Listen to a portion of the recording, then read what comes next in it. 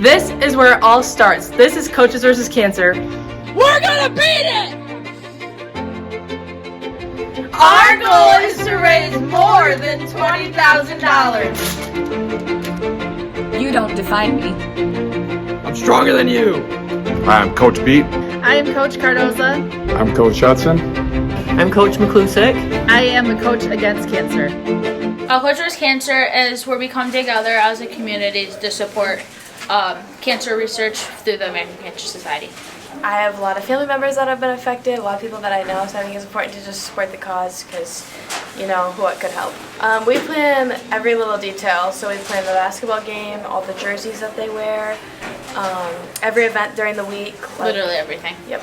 Every year we've raised a significant amount of money. The most amount of money we've ever raised is $22,000. Oh wow. And like the past years we've been #1 in the nation.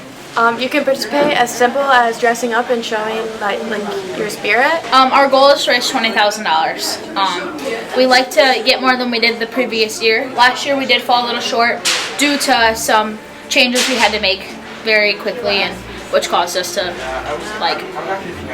raise less. But again, $22,000 if more would be great. We actually have had some students who have been affected with cancer, so there again, you know that it's helping them in the long run. And also, as we've said, we were #1 in the nation, so that also brought recognition in the whole nation to our school. Please participate, and it's a good cause. Hi, I'm Coach Beat, and I am the varsity swim coach here at Wayland. Coach Hudson, and I'm the girls varsity basketball coach. I'm Coach Jasinski. I'm the Wayland Union varsity basketball coach. In the girls season, we do a cancer fundraiser meet at Hastings, and they host it. So we will be doing a lot of things in this meet. One, we'll all be wearing purple caps. Two, we're going to be doing a fundraiser, a 50-50 raffle in the mid part of the meet. And then third, we're going to be doing an announcement where each athlete will have an opportunity to share a name of a person who is a cancer survivor or fighting for cancer still, to be announced at the start of each of their events. So both our school and the TK school will have an opportunity to share the names for those that they want to dedicate their race to. Our fundraiser that we do at swimming is called Chuck-a-Duck. We've been doing this for many years. It's where participants are allowed to purchase little teeny tiny rubber duckies that have numbers on the bottom of them. And then after the 50 free, which is right smack dab in the middle of our swim meet, they lean over the balcony carefully, and then they throw the rubber ducky into a life ring that's in the middle of our swimming pool. And then we just calculate whose rubber ducky ends up in the middle of the life ring, and those contestants are the winners of the 50-50 raffle. To support bowling's fundraising for Coaches versus Cancer, we are going to hold a ball raffle. Coach Eric won a bowling ball, and we'll be raffling it off at probably one of the Spectrum men's night and women's leagues, and we'll probably need to volunteer to help with that raffle. Big student section. Brings a lot of energy, would really help. The basketball players themselves are trying to raise $50 themselves, and that will go towards the American Cancer Society as well. And once they do raise that, you'll see the uniforms that they are wearing that day, and on the back they'll have a name of somebody that they are playing for, that has battled cancer or maybe has lost their life to cancer. Our goal, we're trying to have each one of our athletes from Wayland earn or raise $100. So we have 16 athletes, so we're going to shoot for as close to $1,600 as possible.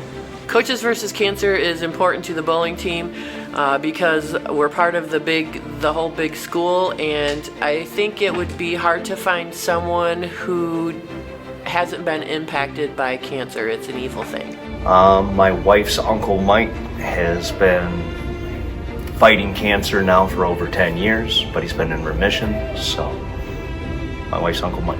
It's a great community event, so come out and support the basketball teams, both the boys and the girls basketball teams, and it's a great way to raise money for a good cause. We play West Catholic on January 31st, 6 p.m. Alright, we got episode 1 of MTV Cribs. Let's go check these bad boys out.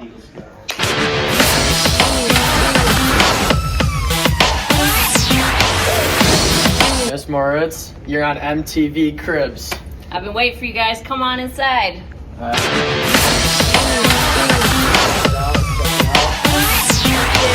My classroom. Yeah, it's where I spend pretty much my entire life.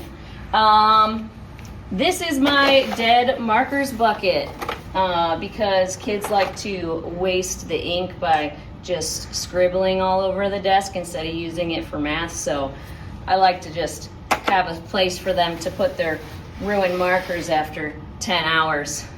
Come this way.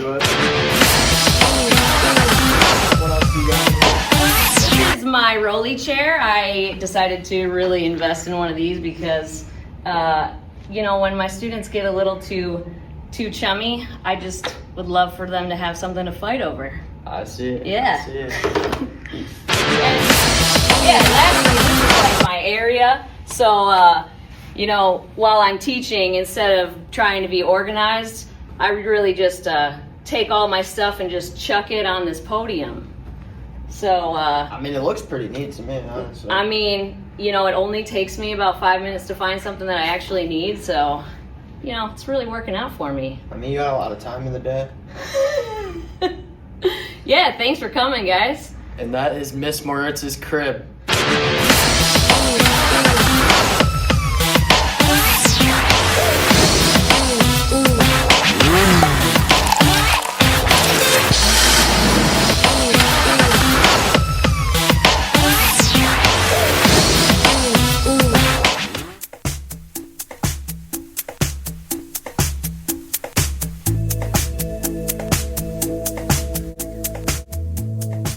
Time for our ingredients. 3 cups of oats, 2/3 cup peanut butter, 1/2 cup milk, 1/2 tablespoon vanilla, 1½ cup sugar, 1/3 cup cocoa powder, 4 tablespoons butter, and a pinch of salt.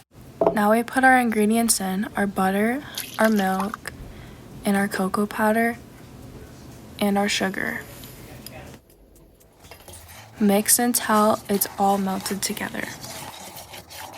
Once melted, you're going to add your peanut butter and melt it down all the way.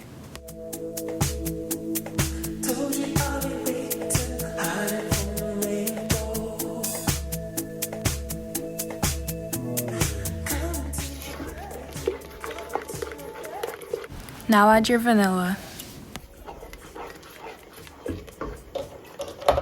Start a good boil and have it boil for 1 minute. This is to let your sugar melt down so then your cookies can cure all the way.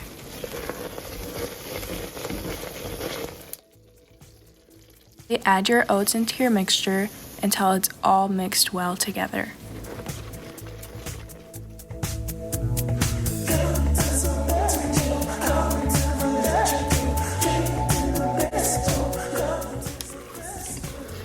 Here it is when it's all mixed up. Now grab your scooper. I prefer to use an ice cream scoop. Now grab wax or parchment paper. Lay your paper out on a clean surface.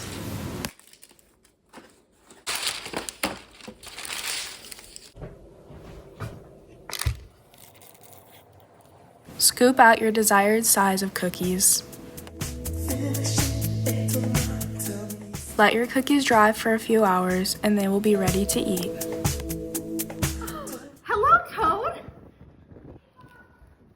I'll be right there. Coming, Granny. Have a wait, Toad. You'll see. Wait till tomorrow.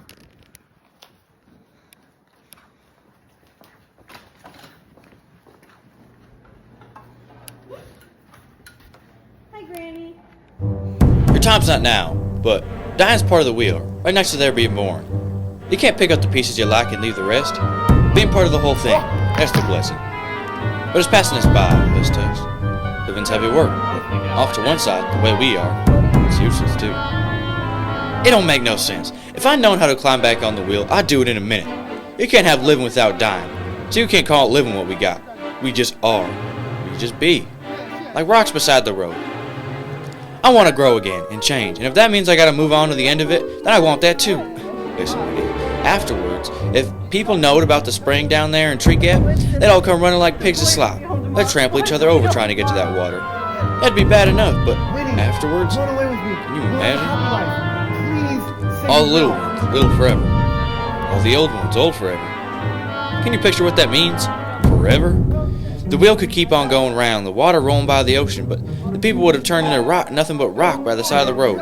So they wouldn't know till after. And then it'd be too late. Do you see now, child? Do you understand?